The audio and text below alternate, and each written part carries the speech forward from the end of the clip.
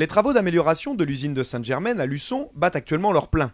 Débutée l'année passée pour presque 2 ans de travaux, la modernisation de cette usine était nécessaire pour améliorer la qualité de l'eau qu'elle distribue.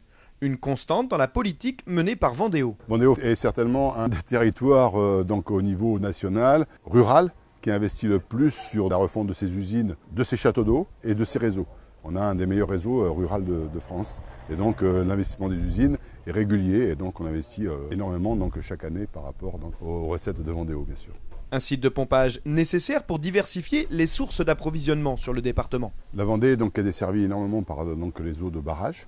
Il y a très peu d'eau souterraine, donc Sainte-Germaine est un des plus grands captages donc, au niveau de la nappe phréatique. Il a quelques inconvénients au niveau du calcaire, au niveau des nitrates.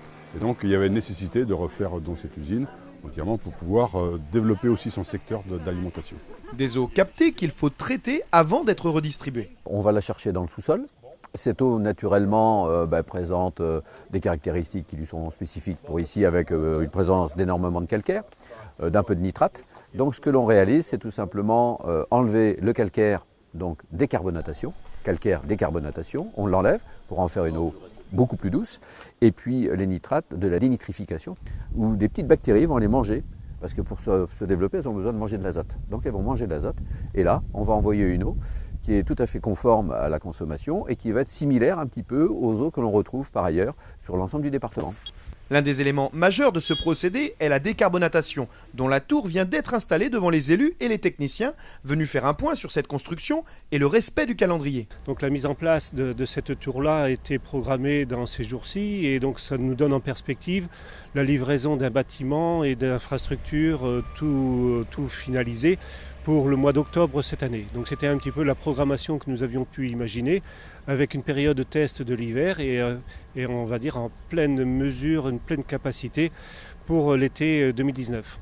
Une année sera encore nécessaire pour bénéficier de cette nouvelle installation, une usine moderne qui se veut respectueuse de l'environnement. Quitte à créer des usines, autant les intégrer au mieux dans leur environnement.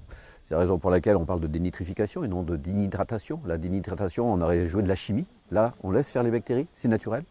La décarbo, bon ça on sait faire. Et ensuite, des panneaux photovoltaïques sur ce bâtiment, de manière à avoir également le côté énergie. Et puis, dans le cadre du rejet des eaux de process, qu'on appelle les eaux de traitement, qui pourraient être consommables, mais de par la loi, et sa spécificité, on n'y a pas droit, c'est qu'on puisse réutiliser ces 140 000 m3 d'eau, parce que là, on va produire 1 500 000 à 1 600 000 m3 d'eau, c'est 120 à 140 000 m3, les réutiliser à des fins agricoles. Les équipes de Vendéo ont toujours été soucieuses de préserver l'environnement.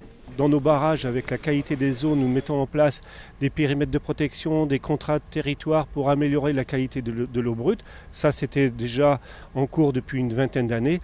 Ici, dans la conception et l'architecture des bâtiments, nous intégrons par exemple la pose de panneaux photovoltaïques qui est dans une démarche environnementale bien connue. Mais ce n'était pas une obligation, mais nous avons joué aussi sur ce côté-là.